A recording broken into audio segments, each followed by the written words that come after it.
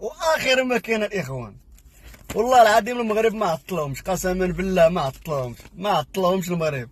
غير الفرق هو ان الجزائريين قتلوا جوج بالدار اللي هما السياح مغاربه من جنسيه فرنسيه، قتلوهم بالدار غدرا، والمغرب قتل 4 من الوزن الثقيل ديال البوليخاريو الحامل الجنسيه الجزائريه.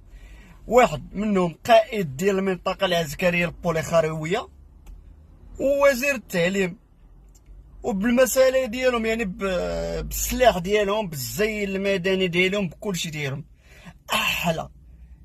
احلى تحيه للقوه الملكيه المغربيه، احلى تحياتي لهم القوه المسلحه المغربيه، تحياتي لهم.